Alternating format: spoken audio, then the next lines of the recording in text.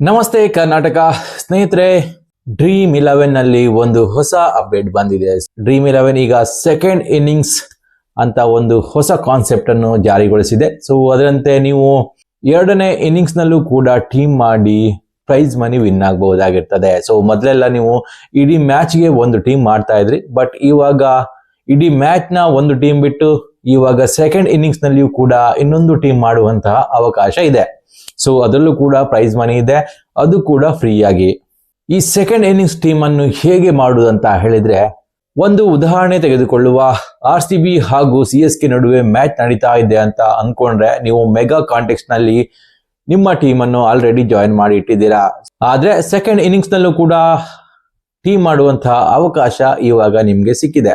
ಮೊದಲು ನೀವು ಮಾಡಿದಂತಹ ಟೀಮ್ ಏನಿದೆ ಅದು ಇಡೀ ಮ್ಯಾಚ್ಗೆ ಟೀಮ್ ಆಗಿರ್ತದೆ. ಬಟ್ ಇವಾಗ ಒಂದು ಹೊಸ ಕಾನ್ಸೆಪ್ಟಿನ ಪ್ರಕಾರ ನೀವು ಸೆಕೆಂಡ್ ಇನ್ನಿಂಗ್ಸ್ ನಲ್ಲಿ ಟೀಮ್ ಮಾಡಬಹುದಾಗಿರ್ತದೆ. RCB ಹಾಗೂ CSK ನಡುವಿನ ಮ್ಯಾಚ್ ನಲ್ಲಿ RCB ಮೊದಲು ಬ್ಯಾಟಿಂಗ್ ಮಾಡ್ತದೆ, ಹಾಗೇನೆ CSK ಮೊದಲು ಬೌಲಿಂಗ್ ಮಾಡ್ತದೆ. ಇದರಲ್ಲಿ ನೀವು ಟೀಮ್ ಹೇಗೆ ಮಾಡುದಂತ ಹೇಳಿದ್ರೆ, ಈ ಸೆಕೆಂಡ್ ಇನ್ನಿಂಗ್ಸ್ ಕಾನ್ಸೆಪ್ಟ್ ಬಂದು 5 ಜನರ ತಂಡವಾಗಿರ್ತದೆ. ಸೊ 2 ಟೀಮ್ಗಳ ಜೊತೆಗೂಡಿ ನೀವು ಕೇವಲ 5 ಪ್ಲೇಯರ್ಗಳನ್ನು ಮಾತ್ರ ಸೆಲೆಕ್ಟ್ ಮಾಡಬೇಕಾಗ್ತದೆ. ಆ 5 ಪ್ಲೇಯರ್ಗಳಲ್ಲಿ ಕ್ಯಾಪ್ಟನ್ ಹಾಗೂ ವೈಸ್ ಕ್ಯಾಪ್ಟನ್ಗಳು ಕೂಡ ಒಳಗೊಂಡಿರ್ಬೇಕಾಗ್ತದೆ. ಸೊ ಇಲ್ಲಿ ನೀವು ಹೇಗೆ ಟೀಮ್ ಮಾಡ್ಬೇಕಂತ ಹೇಳಿದ್ರೆ, RCB ತಂಡ ಮೊದಲು ಬ್ಯಾಟಿಂಗ್ ಮಾಡಿದ್ರೆ ನೀವು RCB ತಂಡದ ಬ್ಯಾಟ್ಸ್ಮನ್ ಗಳನ್ನು ನೀವು ಇಲ್ಲಿ ಚಾಯ್ಸ್ ಮಾಡೋಕೆ ಆಗೋದಿಲ್ಲ. ಸೊ ಚಾಯ್ಸ್ ಮಾಡಬಹುದು, ಆದ್ರೆ ನಿಮ್ಗೆ ಪಾಯಿಂಟ್ ಸಿಗೋದಿಲ್ಲ. ಸೊ ಚೇಸಿಂಗ್ ಮಾಡ್ತಾ ಇರುವಂತಹ ತಂಡ ಅಂದ್ರೆ CSKಯ ಬ್ಯಾಟರ್ ಗಳನ್ನು ನೀವು ಚಾಯ್ಸ್ ಮಾಡಬೇಕಾಗ್ತದೆ.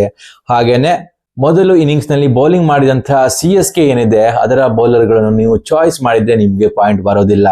ಹಾಗೇನೆ ಎರಡನೇ ಇನ್ನಿಂಗ್ಸ್ ನಲ್ಲಿ ಬೌಲಿಂಗ್ ಮಾಡ್ತಿರುವ ನಮ್ಮ RCB ತಂಡದ ಬೌಲರ್ ಗಳನ್ನು ನೀವು ಚಾಯ್ಸ್ ಮಾಡಬಹುದು. ಯಾಕಂತ ಹೇಳಿದ್ರೆ ಚೇಸಿಂಗ್ ಮಾಡುವಾಗ CSKಯ ಬ್ಯಾಟಿಂಗ್ ಹಾಗೇನೆ ನಮ್ಮ RCBಯ ಬೌಲರ್ ಗಳಿಗೆ ಮಾತ್ರ ಪಾಯಿಂಟ್ ಸಿಗ್ತದೆ.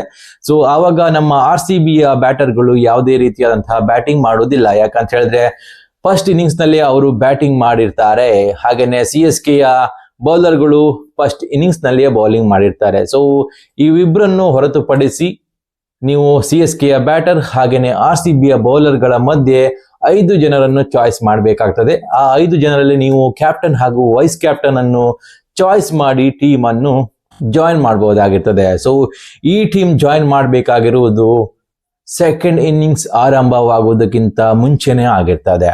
ಒಂದ್ ವೇಳೆ ನೀವು 5 ಜನ ಸರಿಯಾಗಿ ಪಿಕ್ ಮಾಡಿದ್ರೆ ನಿಮ್ಮ ಟೀಮ್ ಟಾಪ್ ಬರ್ತದೆ. ಅದು ಫ್ರೀಯಾಗಿ ನೀವು ಕೆಲವೊಂದಿಷ್ಟು ಅಮೌಂಟ್ ಗಳನ್ನು ವಿನ್ ಆಗಬಹುದಾಗಿರ್ತದೆ. ಸೊ ಇದು ಸೆಕೆಂಡ್ ಇನ್ನಿಂಗ್ಸ್ ನ ಕಾನ್ಸೆಪ್ಟ್ ಆಗಿರ್ತದೆ. ಇನ್ನು ಸೆಕೆಂಡ್ ಅಪ್ಡೇಟ್ ಬಂದು, ಇವಾಗ ಡ್ರೀಮ್ 11 ನಲ್ಲಿ 1 ಕೋಟಿ ಗೆಲ್ಲುವ ಅವಕಾಶ ಇರುವುದಿಲ್ಲ. ಯಾಕಂತ ಹೇಳಿದ್ರೆ ಡ್ರೀಮ್ 11 50 ಲ್ಯಾಕ್ಗೆ ತನ್ನ ಫಸ್ಟ್ ಪ್ರೈಸ್ ಅನ್ನು ಇಳಿಸಿದೆ. ಆಲ್ರೆಡಿ ಕೆಲವರಿಗೆ ಗೊತ್ತಿರ್ತದೆ, ಯಾಕಂತ ಹೇಳಿದ್ರೆ ಡ್ರೀಮ್ 11 ಯಾರೆಲ್ಲ ಆಡ್ತಾ ಇದ್ದೀರೋ ಸೊ ಅವರಿಗೆ ಗೊತ್ತೇ ಇರ್ತದೆ. ಬಟ್ ಇಲ್ಲಿ ಒಂದು ಟ್ವಿಸ್ಟ್ ಅಂತ ಹೇಳಿದ್ರೆ, ಇವಾಗ 50 ಜನ ಲಕ್ಷಾಧೀಶ್ವರ ಆಗಬಹುದು. ಸೊ ಅದರಿಂದ ಫಸ್ಟ್ ಪ್ರೈಸ್ ಅನ್ನು 50 ಲಕ್ಷಕ್ಕೆ ಇಳಿಸಿ 2ರಿಂದ 50ನೇ ಪ್ಲೇಸ್ನವರಿಗೂ 1 ಲಕ್ಷ ಕೊಡುವಂತಹ ಒಂದು ಕಾನ್ಸೆಪ್ಟ್ ಅನ್ನು ಜಾರಿಗೊಳಿಸಿದ್ದಾರೆ. ಸೊ ಫ್ರೀಯಾಗಿ ಇಷ್ಟೊಂದು ಅಮೌಂಟ್ ಗೆಲ್ಲುವಂತಹ ಅವಕಾಶ ಸದ್ಯಕ್ಕೆ ಡ್ರೀಮ್ 11 ಮಾತ್ರ ಕೊಡ್ತಾ ಇದೆ. ಸೊ ನೋಡೋದಾದ್ರೆ ಪ್ರೋಗಾ ಕಾನೂನು ಜಾರಿ ಆಗಿದೆ. ಡ್ರೀಮ್ 11 ಸದ್ಯಕ್ಕಂತೂ ಲೀಗಲ್ ಆಗಿದೆ. ಪ್ರೋಗಾ ಕಾನೂನಿನ ಅಡಿಯಲ್ಲಿ ಸದ್ಯಕ್ಕಂತೂ ಬೇರಾವ ನೋಟಿಫಿಕೇಶನ್ ಬಂದಿಲ್ಲ. ಡ್ರೀಮ್ 11 ಇಲ್ಲಿಗಲ ಅಥವಾ ಲೀಗಲ ಅನ್ನೋದರ ಕುರಿತು ಯಾವುದೇ ರೀತಿಯಾದಂತಹ ಮಾಹಿತಿ ಇಲ್ಲ. ಸದ್ಯಕ್ಕಂತೂ ಪ್ಲೇಸ್ಟೋರ್ ನಲ್ಲಿ ಸಿಗ್ತಾ ಇದೆ. ನೀವು ಬೇಕಿದ್ರೆ ಆಟ ಆಡ್ಬಹುದು, ಅದು ನಿಮ್ಮ ತರ್ಕಕ್ಕೆ ಬಿಟ್ಟಿದ್ದಾಗಿರ್ತದೆ.